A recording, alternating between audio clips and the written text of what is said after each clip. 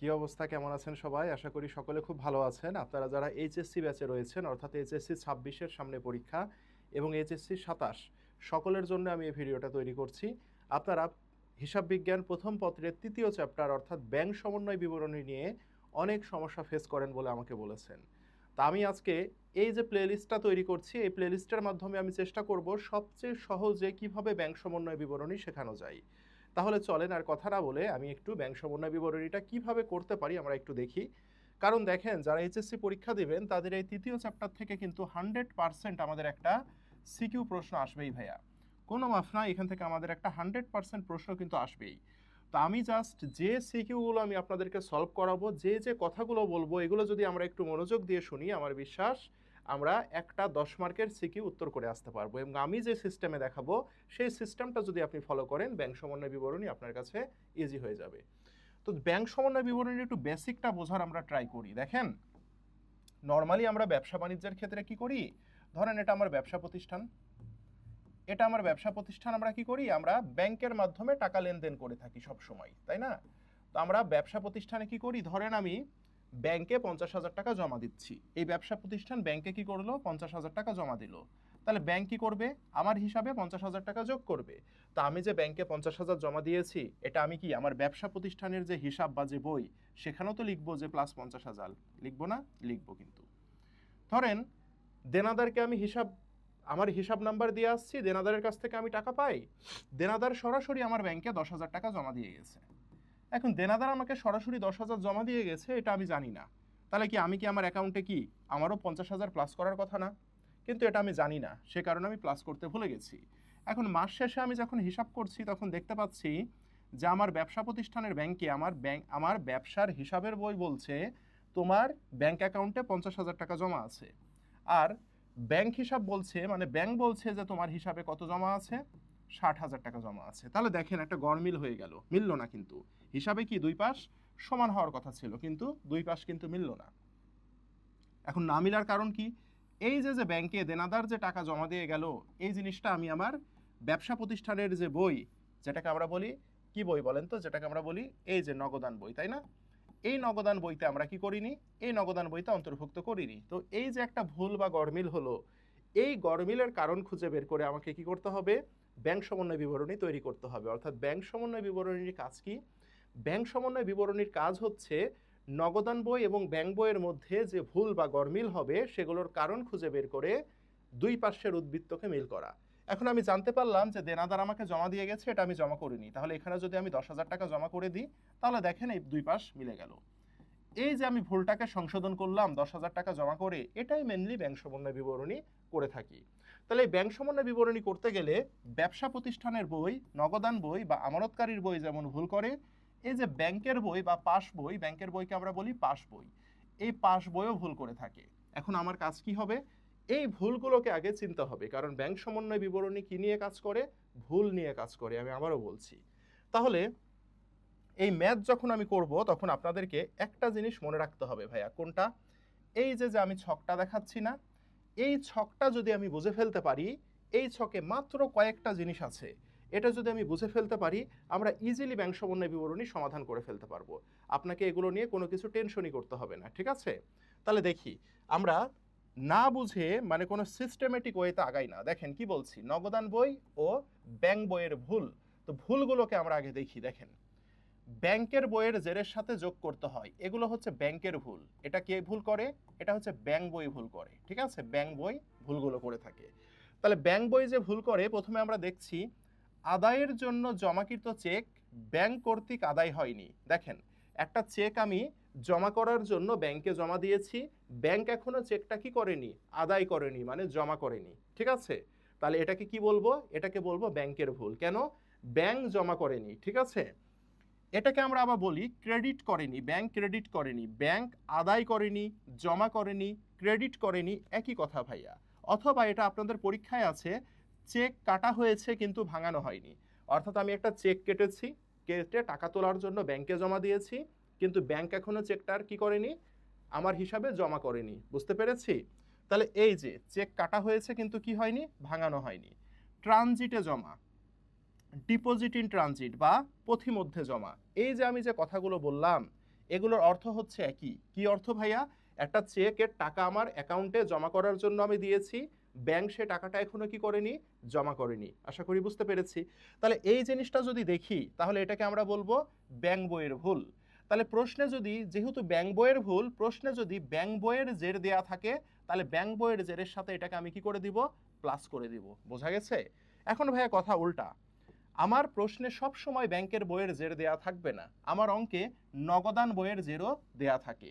তাহলে এই জিনিসগুলো যখন আমি দেখব এবং প্রশ্নে দেখব যে নগদান বইয়ের জের দেয়া আছে, তাহলে যেটা ব্যাংকের সাথে আমি যোগ করব, নগদান বইয়ের সাথে সেটা বিয়োগ করব।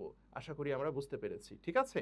তাহলে আমরা কি বললাম আমি আবারও একটু রিভিউ করি ভাইয়া। দেখেন, আদায়ের জন্য জমাকৃত চেক ব্যাংক কর্তৃক আদায় হয়নি, ব্যাংক ক্রেডিট করেনি, চেক কাটা হয়েছে কিন্তু ভাঙানো হয়নি, ট্রানজিটে জমা, ডিপোজিট ইন ট্রানজিট বা পথিমধ্যে জমা, এগুলোর সবগুলোর অর্থ হচ্ছে একই। আমি একটা চেক ব্যাংকে আদায়ের জন্য জমা দিয়েছি কিন্তু ব্যাংক কি করেনি? সেটিকে আদায় করেনি। বুঝতে পেরেছি ভাইয়া? তাহলে এটা হলে আমরা কি করব? এটা হলে আমরা ব্যাংক বইয়ের জেরের সাথে যোগ করে দিব। প্রশ্নে যদি ব্যাংক বইয়ের জের না দেওয়া থাকে তাহলে নগদান বইয়ের জের দেওয়া থাকবে, তখন তার সাথে আমি বিয়োগ করে দিব। ডান। এবার দেখেন, এটা ব্যাংকের 1 নম্বর ভুল। ব্যাংকের 2 নম্বর যে ভুলটা সেটা হচ্ছে, দেখেন, ব্যাংক বইয়ের জের থেকে বিয়োগ করতে হয়। তাহলে ব্যাংক বইয়ের জের থেকে বিয়োগ করব কোনটা আমরা একটু দেখি। ইস্যুকৃত চেক ব্যাংক কর্তৃক পরিশোধিত হয়নি। চেক আমি ইস্যু করেছি, ইস্যু করেছি মানে কি? দিয়েছি। কাকে আমরা চেক দিই? পাওনাদারকে চেক দিই। তাহলে এটাও বলতে পারি পাওনাদার বরাবর ইস্যুকৃত চেক। অর্থাৎ পাওনাদার আমার কাছ থেকে টাকা পাবে, তাকে একটা চেক দিয়েছি, কিন্তু চেকটা কি করেনি? ব্যাংক এখনো কি করেনি? পরিশোধ করেনি। মানে ব্যাংক এখনো আমার অ্যাকাউন্ট থেকে টাকা কেটে নেয়নি, কেটে পাওনাদারকে টাকা দেয়নি। তাহলে ব্যাংক যেহেতু টাকা আমার কেটে নেয়নি, তাহলে আমাকে কি করতে হবে? ব্যাংকের বই থেকে মাইনাস করে দিতে হবে। বুঝতে পেরেছেন? এটাকে আমরা বকেয়া চেকও বলি অথবা অপরিশোধিত চেকও বলি। যেহেতু পরিশোধ করেনি তাহলে তাকে আমরা অপরিশোধিত চেক বলবো। অনুপস্থিত চেকও আমরা এটাকে বলে থাকি, বা ব্যাংকে উপস্থাপিত না হওয়া চেকও বলে, ইংরেজিতে বলে আউটস্ট্যান্ডিং চেক। তাহলে এই বিষয়গুলো যদি দেখি আমরা, তাহলে মনে করব আমি একটা চেক কেটে পাওনাদারকে দিয়েছি, এখনো ওই চেকের টাকা ব্যাংক কি করেনি? পরিশোধ করেনি। তাহলে এটা থাকলে কি হবে বলেন তো? এটা যদি থাকে তাহলে আমার কি করব? ব্যাংকের বইয়ের জের যদি অঙ্কে দেয়া থাকে তাহলে বিয়োগ করব, আর নগদান বইয়ের জের যদি দেয়া থাকে তাহলে যোগ করব। তাহলে এই কার জের দেয়া আছে এটা বোঝা আমার জন্য জরুরি। তাহলে এই দুইটা হচ্ছে কার ভুল? এই দুইটা হচ্ছে ভাইয়া ব্যাংকের ভুল। আশা করি বুঝতে পেরেছি। এরপরে আমরা যদি দেখি, দেখেন, নগদান বইয়ের ভুল। এখন আমরা পড়ব কার ভুল? এখন আমরা পড়ব নগদান বইয়ের ভুল। কার ভুল? এখন আমরা পড়ব নগদান বইয়ের ভুল। ঠিক আছে? তাহলে ভাই নগদান বইয়ের ভুল কোনগুলো আমরা একটু দেখি। দেখেন, নগদান বইয়ের জেরের সাথে কি করব? যোগ করব। এগুলো খুবই সহজ, এটা খুবই সহজ। নগদান বইয়ের ভুলগুলো দেখেন, ব্যাংক যা করবে নগদান বই তা করবে। যদি ব্যাংকে টাকা যোগ হয় নগদান বইও টাকা যোগ করবে। ঠিক আছে? এটাই হচ্ছে সিস্টেম। দেখেন, যেমন ব্যাংক কর্তৃক প্রাপ্য বিল আদায়, কে আদায় করেছে? ব্যাংক আদায় করেছে। তাহলে ব্যাংক যদি আদায় করে ব্যাংকের টাকা বেড়ে যাবে।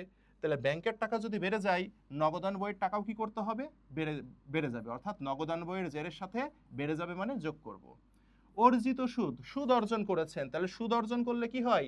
সুদটা ব্যাংক অ্যাকাউন্টের সাথে যোগ হয়ে যায়, তাই আমার নগদানের সাথেও কি করে দিব? যোগ করে দিব। দেনাদার কর্তৃক সরাসরি ব্যাংকে জমা, দেনাদার সরাসরি কই জমা দিয়েছে? ব্যাংকে জমা দিয়েছে। তার মানে ব্যাংকের টাকা কি হয়েছে? বেড়ে গেছে। নগদান বইতেও কি করতে হবে? বাড়াই দিতে হবে। বিনিয়োগের সুদ আদায়, বিনিয়োগের সুদ আয় হিসাব, তাহলে আয় যদি হয় তাহলে ব্যাংকের টাকা বেড়ে যাবে, নগদান বইতেও প্লাস করতে হবে। লভ্যাংশ আদায়, ব্যাংক কর্তৃক লভ্যাংশ আদায়, তাহলে ব্যাংকের টাকা বেড়ে যাবে, নগদান বইও বেড়ে যাবে। ব্যাংক মঞ্জুরিকৃত সুদ, এই যে অর্জিত সুদ আর মঞ্জুরিকৃত সুদ একই কথা, এটার ফলে ব্যাংকের টাকা বেড়ে যায়, তাই নগদান বইয়ের টাকাও কি করতে হবে? বাড়িয়ে দিতে হবে।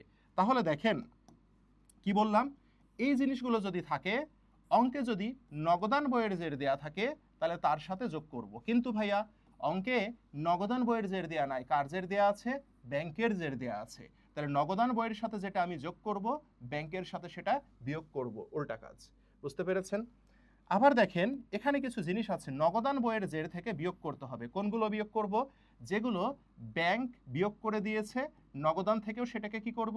বিয়োগ করব। যেমন দেখেন, ব্যাংক কর্তৃক প্রদেয় বিলের অর্থ পরিশোধ, ব্যাংক কি করেছে? প্রদেয় বিলের অর্থ পরিশোধ করেছে, তাহলে ব্যাংক থেকে মাইনাস হয়ে গেছে, নগদান বই থেকেও কি করব? মাইনাস করে দিব। ব্যাংক চার্জ মানে কি? ব্যাংক সেবা প্রদান বাবদ আমার অ্যাকাউন্ট থেকে টাকা কেটে নিয়েছে, সেজন্য ব্যাংকের টাকা কমে যাবে, নগদান বইয়ের টাকাও কমে যাবে। ব্যাংক জমাতিরিক্তের সুদ, ব্যাংক জমার অতিরিক্ত টাকা আমি তুলেছি, তার মানে এটা এক প্রকার স্বল্পমেয়াদী ঋণ নেওয়া, তার বিনিময়ে ব্যাংক কি করবে? আমার সুদ কর্তন করবে, নগদান বই থেকেও টাকা কমে যাবে। প্রত্যাখ্যাত চেক জমা দিয়েছি, ব্যাংক টাকাটা অ্যাকসেপ্ট করেনি, ফিরাই দিয়েছে, সেজন্য ব্যাংক অ্যাকাউন্টে যেহেতু টাকা যোগ হচ্ছে না, নগদান বই থেকে মাইনাস করে দিতে হবে। অপর্যাপ্ত তহবিল চেক বা নট সাফিসিয়েন্ট ফান্ড যেটাকে আমরা বলি, এনএসএফ চেক যেটাকে বলি, এটার ফলে ব্যাংক আমার অ্যাকাউন্টে টাকা যোগ করবে না, সে কারণে নগদান বই থেকেও টাকা কি হয়ে যাবে? কমে যাবে। এখন কথা হচ্ছে ভাইয়া, এই জিনিসগুলো থাকলে কি হবে? এই জিনিসগুলো থাকলে যদি নগদান বই থাকে, নগদান বইয়ের জের থাকে, তাহলে বিয়োগ করব। কিন্তু ভাইয়া সব সময় তো নগদান বইয়ের জের প্রশ্নে থাকবে না, প্রশ্নে ব্যাংকের জের দেয়া আছে, তাহলে কি করব? উল্টা কাজ করব, অর্থাৎ কি করে দিব? প্লাস করে দিব। এই হচ্ছে ভাইয়া রুল। এই কয়টা জিনিস যদি আমরা একটু মাথায় রাখতে পারি, তাহলে আমাদের কিন্তু অঙ্কগুলো করা ইজি হয়ে যাবে। আশা করি সকলে বুঝতে পেরেছেন। এখন আমরা একটু ম্যাথ করব, ম্যাথ করে দেখব যে জিনিসগুলোকে আমরা কিভাবে অ্যাপ্লাই করতে পারি। হ্যাঁ, এখন হচ্ছে আমরা যেহেতু নিয়মটা আমরা শিখলাম কিভাবে ম্যাথ সলভ করতে হয়, ওই জিনিসটাই কিন্তু আমাদের জন্য ভাইয়া বেশি জরুরি। এই যে এই পার্টটুকু আমাদের জন্য বেশি জরুরি ম্যাথ সলভ করার জন্য। এটা সামনে রেখে যদি আমরা ম্যাথ সলভ করি, কিভাবে সলভ করতে হবে আমি দেখিয়ে দিচ্ছি, তাহলে ইজিলি ব্যাংক সম্বন্ধের ম্যাথগুলো আপনারা পেরে যাবেন। তাহলে এখন আমি একটা ম্যাথ আপনাদেরকে সলভ করে দেখাই। আমরা হচ্ছে ঢাকা বোর্ড 2022 এই প্রশ্নটাকে আমরা একটু সলভ করি। তাহলে ঢাকা বোর্ড 2022-এ একটা প্রশ্ন দেয়া আছে, আমরা দেখতে পাচ্ছি এখানে বেশ কিছু দফা দেয়া আছে। দেখেন এখানে বেশ কিছু দফা দেয়া আছে, 1 2 3 4 5 6, 6টা। এখন এই যে ভিন্নতা দেখা দিয়েছে আমাদের, এই জায়গাটা জরুরি। নগদান বই অনুযায়ী ব্যাংক জমার উদ্বৃত্ত ছিল 52,400 টাকা, ঠিক আছে? কোন বইয়ের জের দেয়া আছে? নগদান বইয়ের জের দেয়া আছে। এই জায়গাটা কিন্তু জরুরি ভাইয়া। নগদান বইয়ের জের দিয়ে আমাদের অঙ্ক দেয়া আছে, ব্যাংক বইয়ের জের দেয়া নাই। যেহেতু একটা বইয়ের জের দেয়া আছে, এটাকে আমরা বলবো একক জের পদ্ধতি, ঠিক আছে? তাহলে একটা বইয়ের যদি জের দেয়া থাকে, তাহলে তাকে আমরা বলবো একক জের পদ্ধতি। তাহলে আমার এই জায়গাটা আইডেন্টিফাই করা জরুরি যে নগদান বইয়ের জের অঙ্কে দেয়া আছে। কিছু জিনিস দিয়ে দিয়েছে, দিয়ে আমরা অঙ্কটা করি। ক নম্বরে আমাদেরকে বলেছে 4 নম্বর দফায় ব্যাংকে কত টাকা কম লেখা হয়েছে।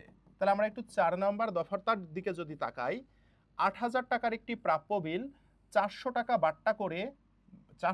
বাট্টা করে ব্যাংকে বাট্টাকরণ করা হয়েছে, কিন্তু নগদান বইতে পূর্ণমূল্য ডেবিট করা হয়েছে।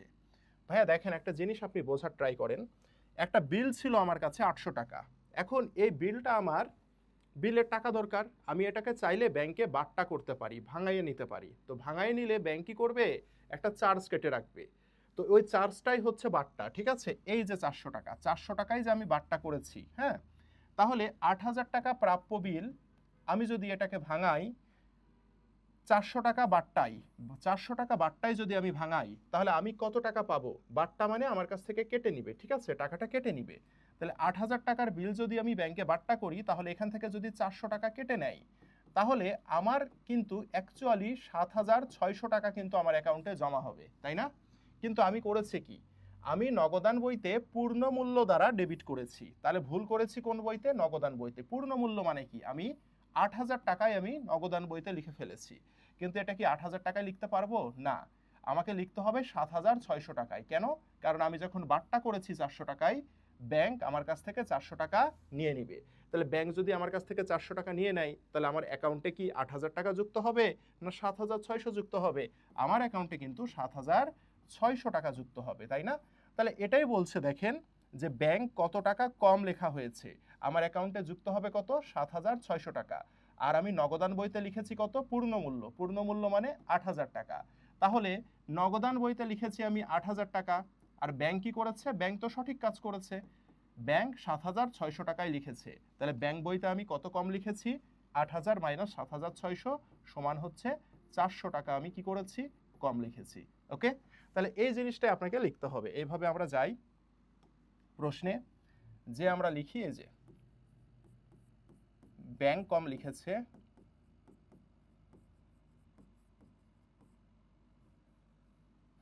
ব্যাংক কম লিখেছে দিয়ে আমরা লিখে ফেলতে পারি সমান 8,000 মাইনাস 7,600 সমান কত টাকা?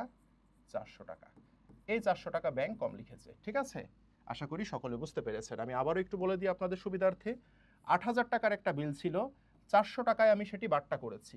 তাহলে 8,000 টাকার বিল যদি আমি 400 টাকায় বাট্টা করি, 400 টাকায় বাট্টা করা মানে কি, 8,000 টাকার বিলটা আমি ব্যাংকে দিয়েছি, ব্যাংক সেটাকে 400 টাকা বাট্টা হিসাবে কেটে রেখেছে। তাহলে আমি পাবো কত টাকা? আমি পাবো 7,600 টাকা। আমি যে 7,600 টাকা পাবো, কিন্তু আমি এটা ভুল করে, আমি মিনস নগদান বই, নগদান বইতে আমি এটা লিখে ফেলেছি কত টাকা? নগদান বইতে লিখে ফেলেছি 8,000 টাকা। তাহলে ভাই আমি তো পাচ্ছি 7,600, তাহলে আমার ব্যাংক হিসাবে জমা হবে কত? আমার ব্যাংক হিসাবে জমা হবে 7,600। আমি নগদান বইতে লিখে ফেলেছি 8,000। তাহলে আমার বইতে কি, আমার বইতে আমি কি করেছি, আমার বইতে আমি পূর্ণ মূল্যে লিখেছি, আর ব্যাংক কি করেছে? 7,600 লিখেছে, যেটা রাইট। তো এটাই বলছে যে ব্যাংক কত টাকা কম লিখেছে। আমি লিখেছি 8,000, ব্যাংক লিখেছে 7,600। তাহলে ব্যাংক কম লিখেছে কত? 8,000 মাইনাস 7,600 সমান কত? সমান 400 টাকা। তাহলে উত্তর আমার 400 টাকা। হতে বলেছে উপযুক্ত তথ্যাবলী দ্বারা একটি ব্যাংক সমন্বয় বিবরণী প্রস্তুত করো। তাহলে ব্যাংক সমন্বয় বিবরণী আমরা দুইটা ওয়েতে করতে পারি, একটা একক জের, একটা উভয় জের। প্রশ্নে যদি নগদের জেরও দেয়া থাকে, নগদান বইয়ের জেরও যদি দেয়া থাকে, এবং ব্যাংকের বইয়ের জেরও যদি দেয়া থাকে, তাহলে তাকে আমরা বলবো উভয় জের পদ্ধতি। আমাদের এই অঙ্কে আমরা দেখতে পাচ্ছি শুধুমাত্র নগদান বই অনুযায়ী ব্যাংক জমার উদ্বৃত্ত দেয়া আছে, দ্যাট মিনস শুধু নগদান বইয়ের জের দেয়া আছে। তাহলে আমরা এটাকে অঙ্ক করতে হবে একক জের পদ্ধতিতে। ঠিক আছে, তাহলে আমরা একক জের পদ্ধতিতে ম্যাথটাকে সলভ করে ফেলি। দেখেন, আমরা এখানে চলে যাই, যে একটা ব্যাংক সমন্বয় বিবরণের একটা ছক আঁকি আগে। ঠিক আছে, খ নম্বর প্রশ্নের জন্য আমাদেরকে একটা ছক আঁকতে হবে। এইভাবে আমরা একটা ছক আঁকি, বিবরণ টাকা টাকা, জাস্ট বিবরণ টাকা টাকা একটা ছক আঁকতে হবে।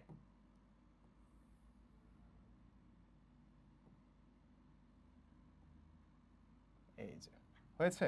আচ্ছা, তো এখানে আমরা লিখে ফেলি যে বিবরণ টাকা টাকা।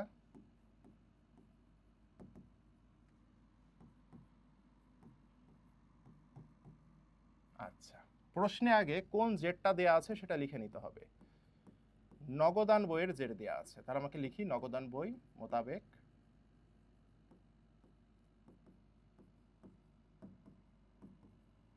ব্যাংক জমা।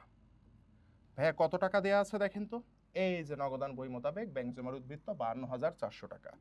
তাহলে এই 52,400 টাকা আমরা লিখবো এই জায়গায়। হয়েছে?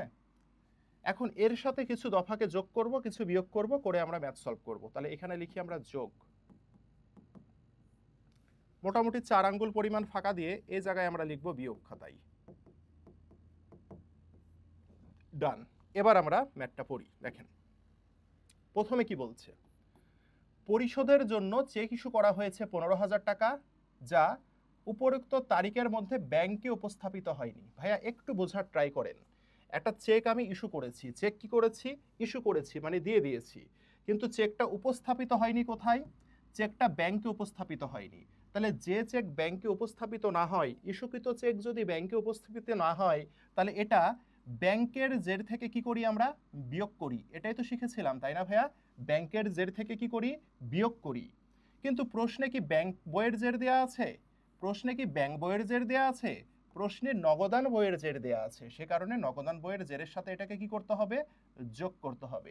ভাইয়া এটা কি কোন দফা আপনার কি মনে পড়ে? দেখেন, এই যে দেখেন, ইস্যুকৃত চেক ব্যাংক কর্তৃক পরিশোধিত হয়নি, অপরিশোধিত চেক বা অনুপস্থিত চেক, ব্যাংকে উপস্থাপিত না হওয়া চেক, মনে পড়ে? এই যে, তাহলে এই জিনিসটা যদি থাকে, এটাকে আমরা বলেছিলাম ব্যাংকের ভুল। কার ভুল? ব্যাংকের ভুল। এটাকে আমরা কি করি?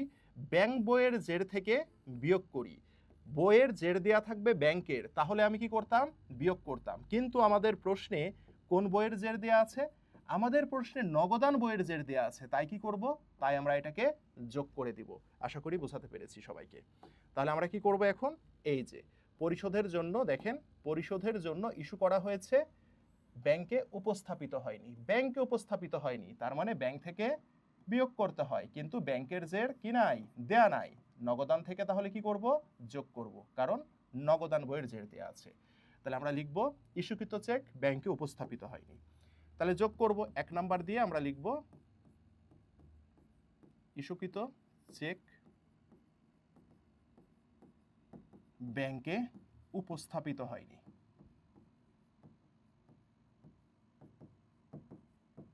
কত টাকা? এটা হচ্ছে আমার 15,000 টাকা। তাহলে এই 15,000 টাকা আমরা লিখবো এখানে। ডান। পরে যাই, দেখেন আদায়ের জন্য ব্যাংকে 8,000 এবং 12,000 টাকার দুটি চেক জমা দেওয়া হয়েছিল। ব্যাংক উপযুক্ত তারিখে প্রথম চেকটির টাকা আদায় করেছে, মানে 8,000 টাকা কি হয়েছে, আদায় হয়েছে। এটা আদায় হয়ে গেছে, এটাই বলেছে না, প্রথম চেক আদায় হয়েছে। তাহলে যেটা আদায় হয়ে গেছে সেটা কি ভুল হয়েছে? না। আমার কাজ কি, যেটা আদায় হয়নি সেটা নিয়ে আমাকে ব্যাংক সমন্বয়ে কাজ করতে হবে। তাহলে প্রথম চেক আদায় হয়েছে মানে কি, দ্বিতীয় চেক, এই যে 12,000 টাকার চেক, এটা কি হয়নি, এটা আদায় হয়নি। কি হয়নি? আদায় হয়নি। কে আদায় করেনি?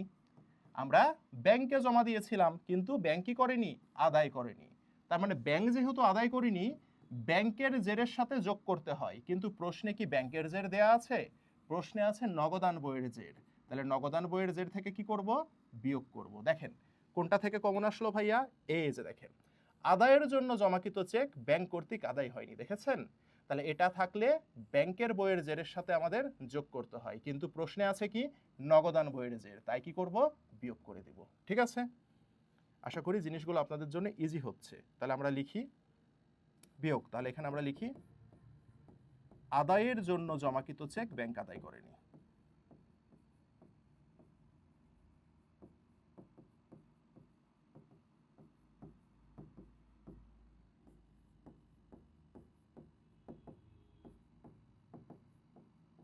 কত টাকা?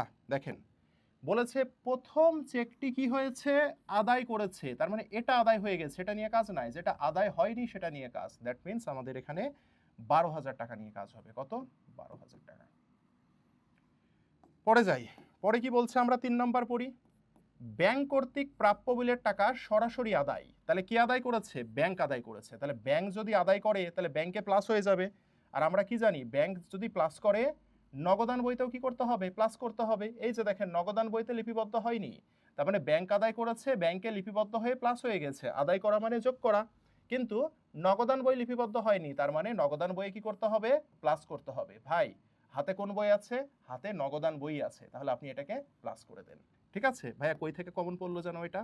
এই যে দেখেন প্রাপ্য বিল আদায়, দেখছেন? এই যে দেখেন ব্যাংক কর্তৃক প্রাপ্য বিল আদায়। তাহলে ব্যাংক কর্তৃক যদি প্রাপ্য বিল আদায় থাকে, এটি কি করব? নগদান বইয়ের জেরের সাথে যোগ করব। ভাইয়া আমার প্রশ্নে নগদান বইয়ের জেরি দেওয়া আছে না, তাহলে এটাকে কি করে দিব? যোগ করে দিব।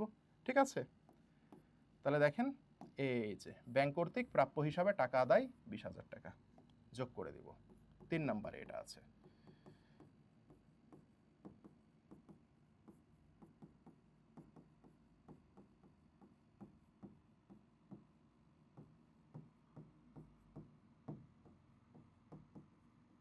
ডান।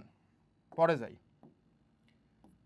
8,000 টাকার একটি চেক প্রাপ্য, 8,000 টাকার একটি প্রাপ্য বিল 400 টাকায় বাট্টা করে ব্যাংকে বাট্টাকরণ করা হয়েছে, কিন্তু নগদান বইতে পূর্ণ মূল্যে ডেবিট করা হয়েছে।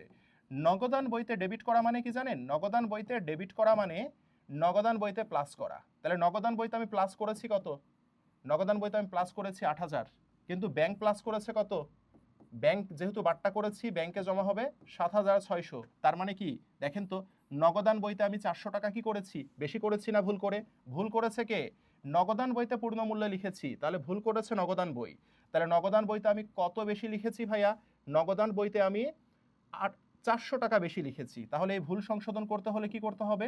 নগদান বই থেকে 400 টাকাকে মাইনাস করে দিতে হবে, তাই না? আমি যখন বাট্টা করব 400 টাকায়, তাহলে কি 400 টাকা বাদে যে টাকাটা সেটাই তো আমার অ্যাকাউন্টে যোগ হবে, তাই না? তাহলে আমার অ্যাকাউন্টে যোগ হবে কত? 7,600। তাহলে ব্যাংক কিন্তু 7,600 যোগ করেছে, কিন্তু নগদান বইতে পূর্ণ মূল্য লিখেছি মানে কি? নগদান বই 8,000 টাকায় যোগ করেছে। তার মানে দেখেন তো, নগদান বইতে কি করেছি আমি? 400 টাকা বেশি লিখে ফেলেছি, তাই না? এখন এই 400 টাকা নগদান বই থেকে কমাই দিতে হবে। কেন?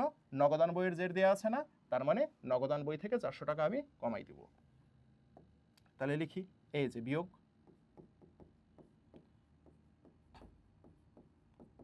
বাট্টাকৃত বিল পূর্ণ মূল্যে লিপিবদ্ধ করেন, এটা লিখি আমরা।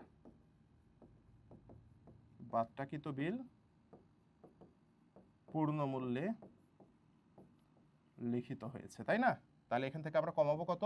এখান থেকে আমরা কমাবো হচ্ছে 400 টাকাকে মাইনাস করতে হবে, সে কারণে মাইনাস ঘরে 400 টাকা। ডান। এরপরে আসি আমরা 5 নাম্বার, ব্যাংক কর্তৃক সুদ মঞ্জুর। তাহলে ব্যাংক যদি সুদ মঞ্জুর করে ব্যাংক অ্যাকাউন্টে টাকা কি হবে, যোগ হয়ে যাবে। তাই আমার নগদান বইতেও টাকা কি করতে হবে, যোগ করতে হবে। হাতে আছে কোন বই, নগদান বই, তাহলে যোগ করে দেন। ব্যাংক সুদ মঞ্জুর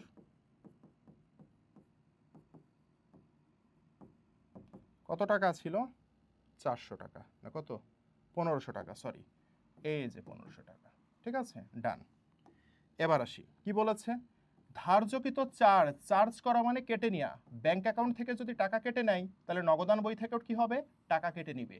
হাতে আছে কোন বই, নগদান বই, তাহলে নগদান বই থেকে 500 টাকাকে মাইনাস করে দেন।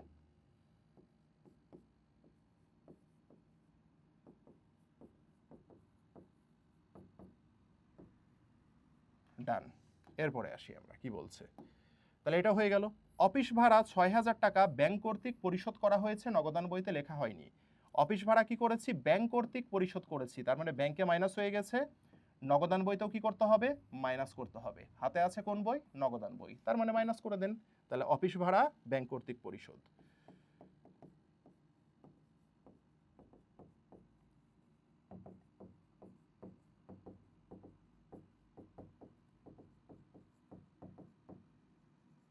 ডান। কত টাকা, 6000 টাকা। এই যে 6000 টাকা লিখে দেন। হয়েছে, হয়েছে। তাহলে এবার আমরা কি করি, এবার আমরা ক্যালকুলেট করি এটা। তাহলে 35 আর একে 36,500, এখানে থাকে 36,500। তাহলে এটা আর এটা যদি আমরা যোগ করি তাহলে কত হয় দেখেন তো, 50 আর 30 80, 80 আর 6 আর 2 8, 80 আর 8 কত, 88,000, 5,000, 5 আর 4 900, তাহলে 88,900 টাকা। ঠিক আছে, হয়ে গেল। আর এখন আমরা যদি বিয়োগফল নামাই তাহলে দেখি কত হয় এটা, এগুলো যোগ করি বিয়োগগুলো, তাহলে কত হয় এখানে, 12 আর 6 18, 12 আর 6 কত 18, 18,000, 5 আর 4 9, তাহলে 18,900। এটাকে আমরা এখন কি করব, বাদ দিয়ে দিব। তাহলে আমরা 88,900 থেকে 18,900 যখন আমরা বাদ দিব তাহলে থাকে কত বলেন তো, তাহলে 70,000 টাকা থাকে, তাই না? এই 70,000 টাকাকে আমরা কি বলবো জানেন, অঙ্কটা শুরু হয়েছিল কি নিয়ে, যেহেতু একক জের পদ্ধতি, অঙ্কটা শুরু হয়েছিল নগদান বই মোতাবেক ব্যাংক জমা। এখন তাহলে নগদান বইয়ের উল্টা বই আমাকে এখানে লিখতে হবে ব্যাংক বই মোতাবেক ব্যাংক জমা। কি লিখতে হবে, ব্যাংক বই মোতাবেক ব্যাংক জমা, এটা লিখে দিতে হবে। তাহলে আমার অঙ্ক শেষ। আশা করি সকলে বুঝতে পেরেছেন। এখন পরে আরেকটা অঙ্ক দিয়েছে আমাদের, দেখেন গ নম্বর বলেছে ব্রহ্মপুত্র কোম্পানির বইতে 3, 5 আর 6 নম্বর লেনদেনের জাবেদা দাও। তাহলে 3, এই যে 3, 5 আর কত 6, 3, 5, 6 নম্বর লেনদেনের জাবেদা দাও। তাহলে এই লেনদেনগুলোর আমরা জাবেদা দিই। ঠিক আছে, তো আপনারা অবশ্যই এটা জাবেদার ঘর কেটে আঁকবেন। আমার হাতে যেহেতু সময় কম, আমি জাস্ট আপনাদেরকে বোঝানোর জন্য জাস্ট জাবেদাটা লিখে দিচ্ছি। আপনারা জাবেদার ঘর, তারিখ, বিবরণ, খতিয়ান পৃষ্ঠা, ডেবিট টাকা, ক্রেডিট টাকা করে সুন্দর করে জাবেদার ছক এঁকে আপনারা জাবেদা করবেন। আমি জাস্ট আপনাদেরকে জাবেদাগুলো করে দিচ্ছি। 3 নম্বরে বলছে ব্যাংক কর্তৃক প্রাপ্য বিলের টাকা সরাসরি আদায়। ঠিক আছে, তাহলে ব্যাংক কর্তৃক প্রাপ্য বিলের টাকা আদায়, তাহলে কি হবে বলেন তো, 3 নম্বর জাবেদা কি আদায় করেছে, ব্যাংক আদায় করেছে, তার মানে ব্যাংকের টাকা বেড়ে গেছে। তাহলে ব্যাংকের টাকা বাড়লে কি হবে, ব্যাংক হিসাব ডেবিট। কিসের টাকা আদায় করলাম, প্রাপ্য বিলের, তাহলে প্রাপ্য বিল থাকবে না কমে যাবে, প্রাপ্য বিল, সরি প্রাপ্য হিসাব বলেছিল, তাহলে প্রাপ্য হিসাব কি হয়ে যাবে, কমে যাবে। তাহলে প্রাপ্য হিসাব কমে গেলে কি হয়, প্রাপ্য হিসাব একটি সম্পদ, সম্পদ কমে গেলে ক্রেডিট হয়। ঠিক আছে, কত টাকা, অফ করে দাও, কত টাকা, 20,000 টাকা। তাহলে আমরা এখানে লিখবো কত টাকা, এখানে আমরা লিখবো 20,000 টাকা। ডান। এরপরে আমরা 3-এর পরে পরেরটা যাই, আমরা পরেরটা আমাদের বলেছে 3-এর পরে 5, 5-এ কি বলেছে, ব্যাংক কর্তৃক সুদ মঞ্জুর 1500 টাকা। এটার আগে জাবেদা করি। ব্যাংক যদি সুদ মঞ্জুর করে তাহলে মনে রাখবেন ব্যাংক সুদ মঞ্জুর করলে, যেহেতু ব্যাংক সুদ মঞ্জুর আয়, এই টাকাটা ব্যাংকের সাথে অ্যাড হয়ে যায়। ব্যাংক সুদ মঞ্জুর করলে ব্যাংকের টাকা বেড়ে যায়, তাহলে আমরা লিখব ব্যাংকের টাকা বেড়ে গেলে ব্যাংক হিসাব ডেবিট। সুদ মঞ্জুর করেছে, তার মানে এখানে আমরা লিখব ব্যাংক সুদ, ব্যাংক সুদ আয় হিসাব, তাহলে সুদ মঞ্জুর করলে আমরা লিখব ব্যাংক সুদ মঞ্জুর বা ব্যাংক সুদ ক্রেডিট। এটা যেহেতু আয় হিসাব, এই যে 1500 টাকা। ঠিক আছে, ডান। এরপরে 5-এ আরেকটা অংশ ছিল, দেখেন কি বলেছে, ধার্যকৃত চার্জ 500 টাকা। ধার্যকৃত চার্জ হচ্ছে একটি ব্যয় হিসাব, কি হিসাব, ব্যয় হিসাব। তাহলে আমরা লিখব ব্যয় বেড়ে গেল, তাহলে আমরা লিখব ব্যাংক চার্জ ডেবিট। তাহলে ব্যাংক যদি চার্জ কেটে নেয় তাহলে ব্যাংক থেকে টাকা কেটে নিবে, তাহলে ব্যাংকের টাকা কমে গেলে কি হবে? ব্যাংকের টাকা কমে গেলে ক্রেডিট হবে। কত টাকা? 500 টাকা। ডান। তাহলে আমাদের কত হইল? 5ও হয়ে গেল। 6 নম্বরে কি বলছে দেখেন, 6 নম্বরে বলছে আমাদের অফিস ভাড়া এত টাকা ব্যাংক কর্তৃক পরিশোধ করা হলো, তাই না? তাহলে অফিস ভাড়া ব্যাংক কর্তৃক পরিশোধ করা হলো, তাহলে অফিস ভাড়া কি আমাদের বলেন তো? একটা ব্যয় হিসাব। তাহলে ব্যয় বেড়ে গেলে কি হয়? ডেবিট হয়।